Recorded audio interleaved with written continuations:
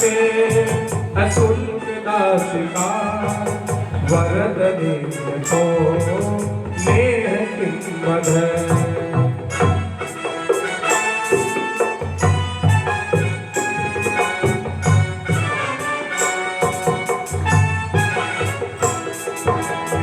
जला पिया प्यार राक्षसा वर्ष मारुता वेदुता नला जय सजा प्यार राक्षसा वर्ष मारुता वेदुता नला विस्मयात्मजा विश्व को भया त्रिसभते वयं रक्षितामहो हृदया जगा विश्वभूया सदगवेवया रक्षितामहो। गोपियाँ कहती है कृष्ण पति सुखान वयं वर्ष जाल रात, अगर आपको इसी विरागिनी ने हमको जलाना था तो आपने कालीनाथ से हमको क्यों बचाया है? बकासुर जैसे बड़े बड़े राक्षस है उनसे क्यों बचाया? वर्ष जल गया, इंद्र ने जब कोप किया पृथ्वी के ऊपर तो गोवर्धन उठाकर हमें क्यों बचाया? अगर हम लोग उसी दिन मर जाती तो आज हमको ये दिन देखना नहीं पड़ता। हे कृष्ण, तुम इतने निष्ठुर कैसे हो गए? हम आपके लिए पूरा संसार छोड़ के आ गए। पति सुतान वयं भ्रातु बांधवा नदी विनंदते चच्युतागता हे सुता भया भ्रात बांधवा मेरे ननद भया हे संयोगरा गति विदास्तवो गीत मोहिता गीतवयोसिता कृष्ण जेमिसी गति विदास्तवो गीत मोहिता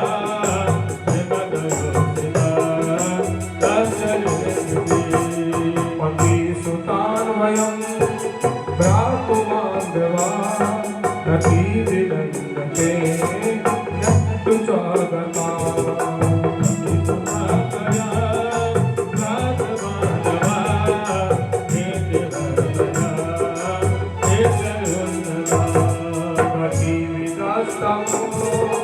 गीत मोहिता गीतवयोसिता कष्ट जेमिसी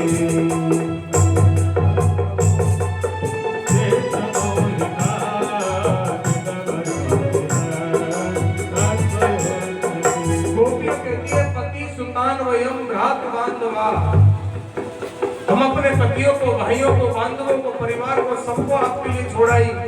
हे कृष्ण, आज आप भी हमें छोड़कर चले गए और हम आपसे कुछ मांगते और नहीं है, हम आपसे कुछ चाहते नहीं है।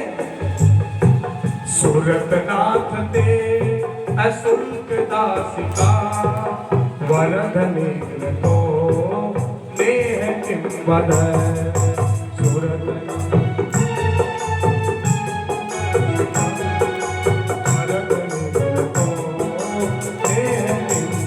अशुल्क दासिका, हम तो अशुल्क बिना मेहनत की, आपसे कोई चाहते नहीं है, चाहत नहीं है, आपसे हमको तनख्वाह नहीं चाहिए, हम तो आपकी अशुल्क दासिका, हम तो आपकी फ्री की दासी है, हम तो आपके चरणों की सेवा करने चाहते हैं। वर्द निम्न तो नेह किंवद है। हे कन्हैया, ऐसी आपको चाहने वाली गोपियों को आप किस प्रकार छोड़कर कैसे चले गए? आपका मन कैसे मार गया? आप पधारिए, आकर के दर्शन दीजिए। ब्रज बनो कसा जगति रंगते ब्रजीनहंत्रलम विश्व मंगलम।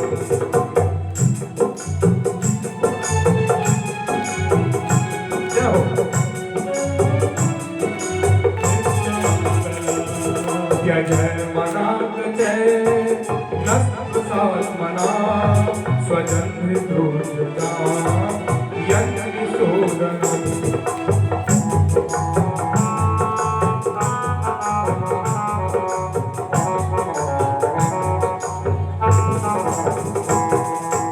हे कन्हैया, प्रजय बनो कसाम व्यक्ति रंगते ब्रजीनहंत्रलम शरणम विश्व मंगलम, आप तो विश्व का मंगल करने वाले हैं।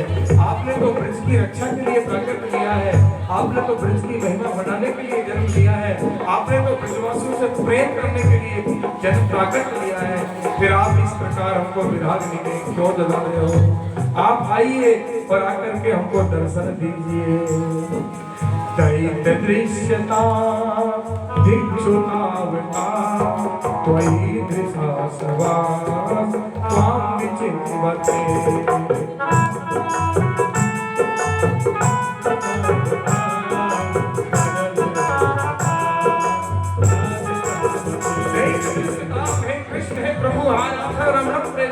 आप आइए और आकर के दर्शन दीजिए, क्योंकि आपके बिना हम नहीं रह सकती है।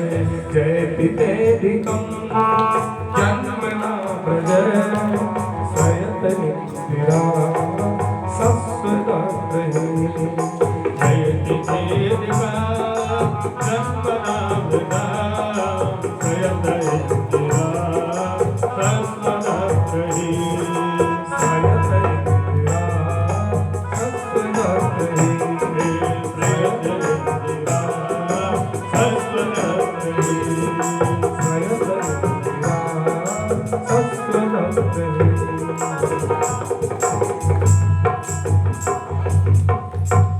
समस्त गोपियां भगवान को पुकारती है।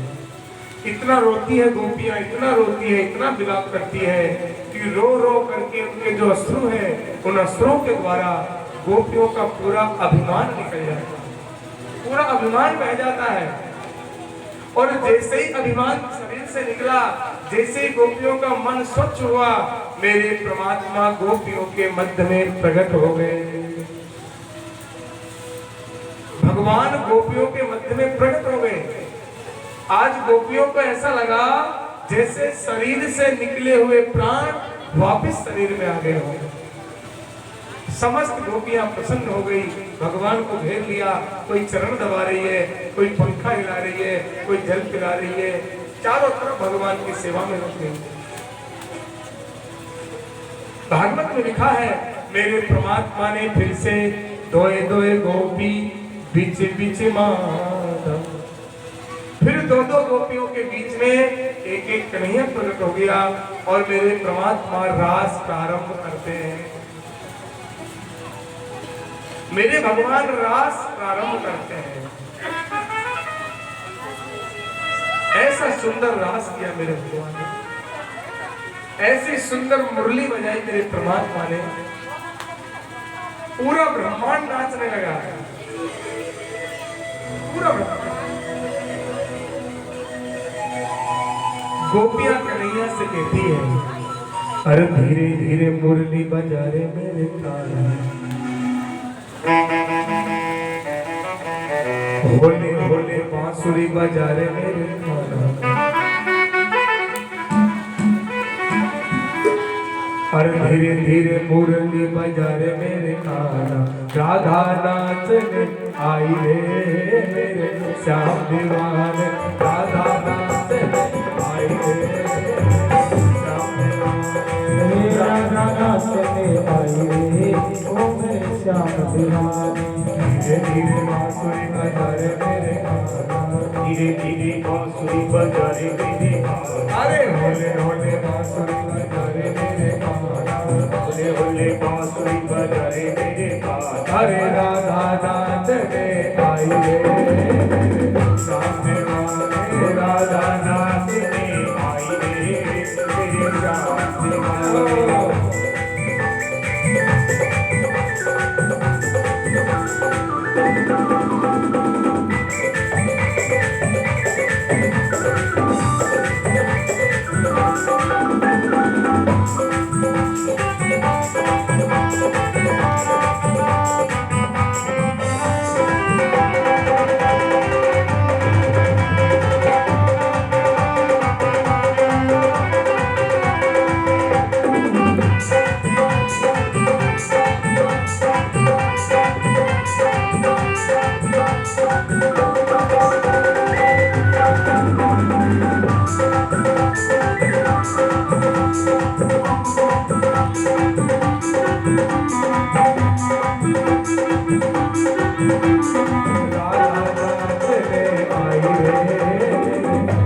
दीवाने राधा नाचने आई रे मेरे श्याम दीवाने। अरे बाबो नाच बगीचाओ नाचे राधा नाच बगीचाओ नाचे। अरे बाबो नाच बगीचाओ नाचे राधा नाच बगीचाओ नाचे। कलियों कलियों पे कलियों कलियों पे कलियों कलियों पे नाम तुम्हारा रे श्याम दीवाने। कलियों में नाम तुम्हारा रे मेरे श्याम दीवाने। धीरे धीरे बांसुरी बजा रे मेरे धीरे बांसुरी बजा रे मेरे होले होले बांसुरी बजा रे मेरे होले होले बांसुरी बजा रे मेरे।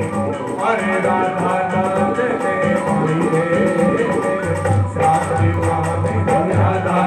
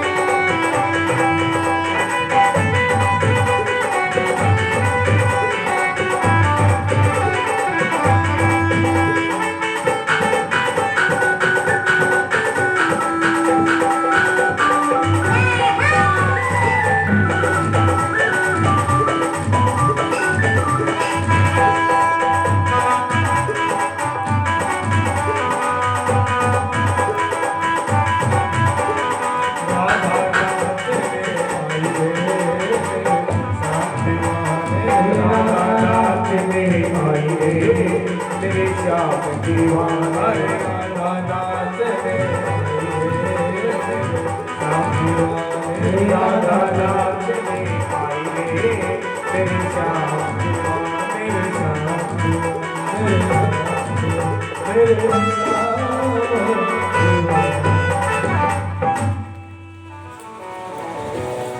भगवान ने ऐसी मुरली का निनाद किया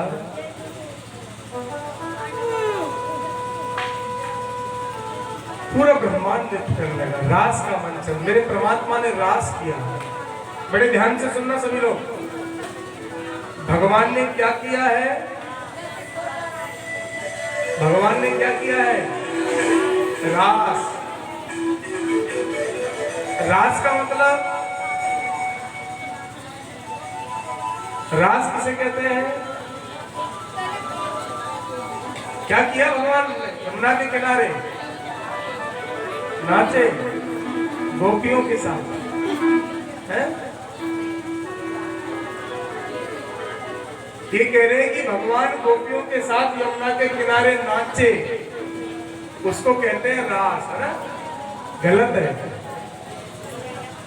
भगवान नहीं नाचे। बड़े ध्यान से सुनना सभी लोग। भगवान किसी भी गोपी के साथ नहीं नाचे। कथा ये भगवान ने रास रचा है, भगवान ने गोपियों के साथ रास रचा है यमुना के किनारे बंसी मठ पर। लेकिन रास का मतलब नाचना नहीं होता। तो फिर रास किसे कहते हैं? हम लोग जब भी बात करते हैं ना रास की, क्या रास हो रहा है, तो हमारे दिमाग में एक आता है कि भगवान नाच रहा है गोपियों के साथ। हमने रास को ऐसा बना दिया बिल्कुल खिलौना।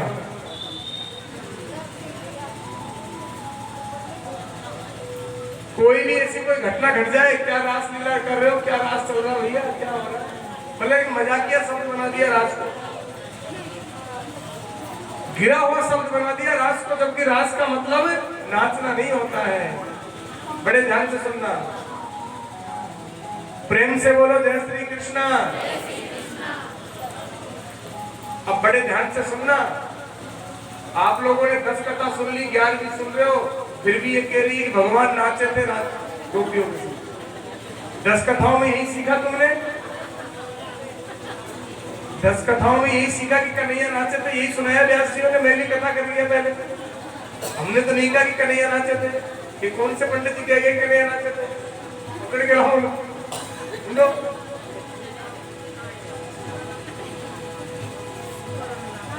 बड़े ध्यान से सुनना। भागवत में लिखा है रासोत्सव संप्रवृत्तो गोपी मंडल मंडित योगेश्वरेण कृष्णेन तासां मध्ये द्वयो।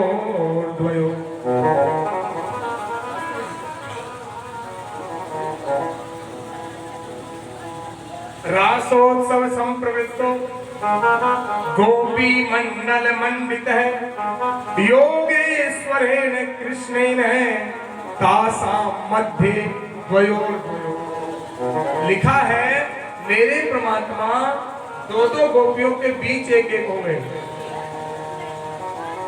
लेकिन नाचे नहीं। तो क्या किया? देखो बड़े ध्यान से सुनना। रास का मतलब होता है काम को जीतना।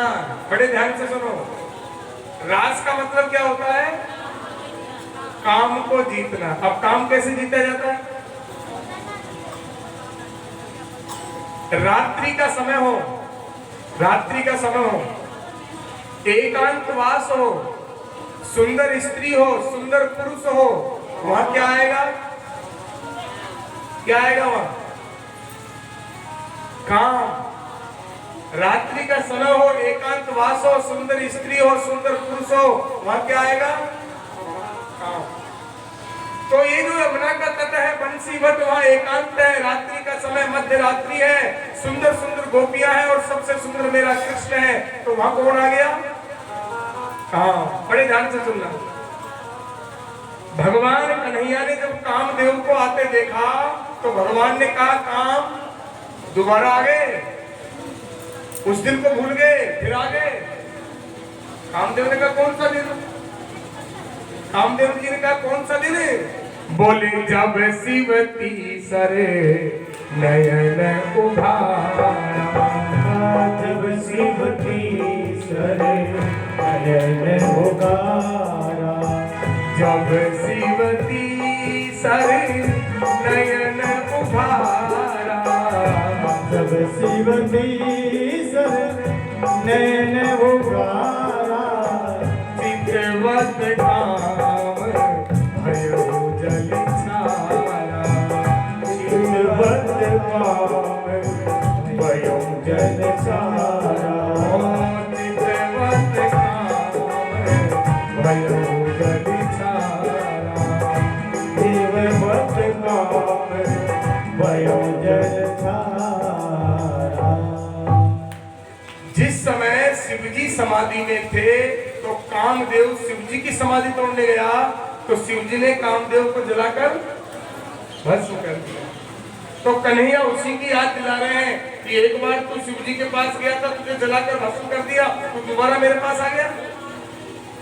कामदेव ने कहा महाराज उस दिन तो मुझसे गलती हो गई थी, उस दिन तो मैं गलत जगह चला गया था, क्योंकि एकांतवास था, समाधि में थे, भगवान शंकर भगवान का भजन कर रहे थे, मैं गलत जगह गया, लेकिन आज तो मैं बिल्कुल सही जगह आया हूँ।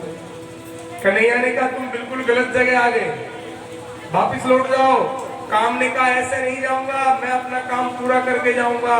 तो कन्हैया ने कहा तो युद्ध करना पड़ेगा। बोले तैयार हो। और काम और राम दोनों का युद्ध हो गया। कहा? यमुना के किनारे। काम और राम दोनों का युद्ध हुआ यमुना के किनारे। लेकिन दो पहलवान जब युद्ध करते हैं, दो पहलवान जब कुश्ती करते हैं, तो एक निर्णय देने वाला भी होता कि नहीं होता? कि नहीं होता? वैसे निर्णय हो जाता है। अगर निर्णय देने वाला नहीं होगा तो निर्णय होगा ही नहीं, क्योंकि दोनों झगड़ेंगे, वो कहेगा मैं जीत गया, वो कहेगा मैं जीत गया। इसलिए जब भी कोई खेल होता है, जब भी कोई युद्ध होता है, जब भी कोई कुश्ती होती है, जब भी किसी प्रकार का, तो एक फैसले देने वाला होता है। इसीलिए भगवान कृष्ण ने काम और राम के युद्ध में एक निर्णय देने वाला बुला लिया। किसको बुलाया? अरे एक दिन वो भोले भंडारी बन करके ब्रिज नारी वृंदावन आ गए हैं, वृंदावन। अरे एक दिन वो भोले भंडारी बन करके ब्रिज नारी वृंदावन आ गए हैं, ओ वृंदावन आ गए हैं। पार्वती भी मना बिहारी ना माने त्रिपुरारी वृंदावन आ गए। पार्वती जी मना बिहारी ना माने त्रिपुरारी वृंदावन आ गए, ओ आ गए हैं, ओ वृंदावन आ गए हैं, वृंदावन आ गए हैं, ओ वृंदावन आ गए। लगा के बिंदिया पहन के साड़ी चाल चले मर्दानी वृंदावन। कौन आ गए निर्णय देने? भगवान शंकर को निर्णायक बना दिया, प्लेफ्री। काम और राम का युद्ध हुआ। भगवान कृष्ण ने काम से कहा कौन सा युद्ध करोगे, किले का करोगे या मैदान का? एक होता किले का युद्ध और एक होता मैदान का युद्ध। किले का युद्ध किसे कहते हैं? एक सेना किले में हो, एक सेना नीचे खड़ी हो और दोनों में युद्ध हो, तो ज्यादा जीतने की संभावना किसकी रहेगी? किसकी रहेगी? किले वाली की। चाहे वो कमजोर सेना हो फिर भी ज्यादा जीतने की संभावना किले वाली की रहेगी, क्योंकि ऊपर से निशाना ठीक लगेगा। लेकिन असली ताकत का पता चल चलता है कि असली पहलवान कौन है जब बराबर मैदान में खड़े हो। इसलिए कामदेव जी ने कहा हम मैदान का युद्ध करेंगे। कहते हैं काम और राम दोनों का युद्ध हुआ। भगवान शंकर निर्णायक बनकर आए। ऐसा युद्ध हुआ, ऐसा युद्ध हुआ कि भगवान कृष्ण ने काम को उल्टा लटका दिया।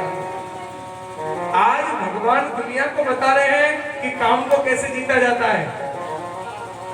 जंगल में जाकर, पेड़ में उल्टा लटक कर, लंगोटी लगाकर, भभूति रमाकर, कमरे में बंद होकर काम को कोई भी जीत सकता है।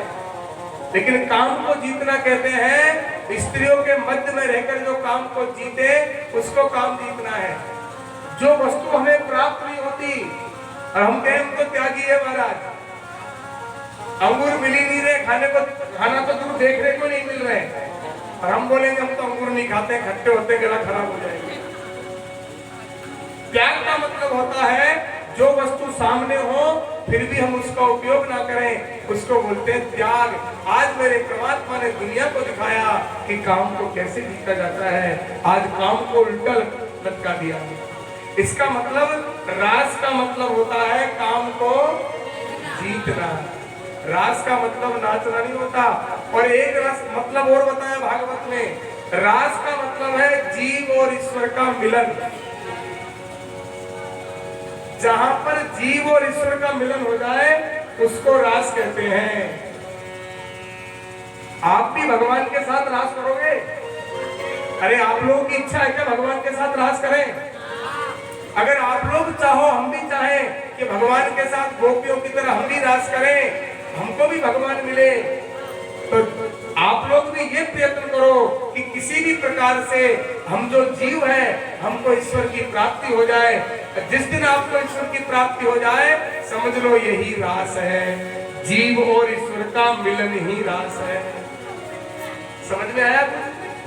अब मत बोलना भगवान नाचे थे, क्योंकि भागवत में लिखा है संस्थापनस्य धर्मस्य प्रसमायेतरस्य च अवतीर्णो हि भगवान अंशेन जगदीश्वर।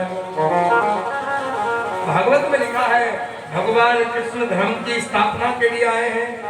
अपने पूर्ण अंशों से ईश्वर जगदीश बनकर आए हैं, कृष्ण बनकर आए ईश्वर। इसलिए वो किसी की पत्नी के साथ नाच नहीं सकते, वो किसी गोपी की बाहों में बाहों डालकर नहीं नाचे हैं। ये तो पता नहीं किस लोगों ने बना दिया नाटक। भागवत में लिखा है भगवान ने रास किया, तो रास का मतलब होता है गोपी क्या है? मैंने कल बताया था गोपी क्या है? जीव। और कृष्ण क्या है? ईश्वर। आज बंसी भट्ट पर जीव रूपी गोपियां और कृष्ण रूपी ईश्वर का मिलन हो गया, इसलिए इसको रास कहते हैं। बोलिए रास रचैया भगवान की जय। अब समझ में आया कि नहीं आया?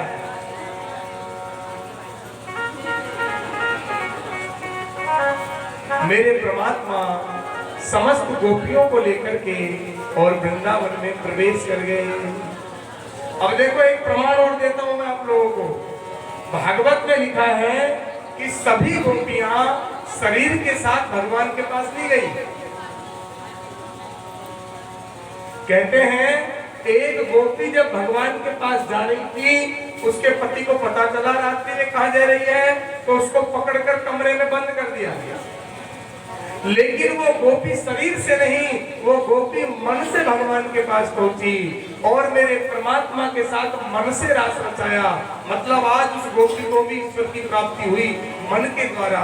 इसका मतलब गोपियां शरीर से भगवान के पास नहीं गई। भगवान तो भागवत में लिखा है कृष्ण गृहीत मानस है। आज जितनी भी गोपियां ईश्वर भगवान के पास गई, वो मन से गई है, शरीर से नहीं। मन एवं मनुष्याणाम बंध कर्म कारण मोक्ष हो, क्योंकि मन से ही व्यक्ति का बंधन होता है और मन से ही व्यक्ति का मोक्ष हो जाता है। इसलिए हम लोगों को हमारा मन, क्योंकि ये मन बड़ा बेकार है, मन बड़ा चंचल है, इस मन को हमेशा होशियार रखो। इस मन का कभी भरोसा मत करो। मैंने कहा था ना, मन के हारे हार है और मन के जीते जीत, और मन ही मिलावत राम से, तो मन ही करत फजीत। ये मन है कि कुछ भी करा सकता है।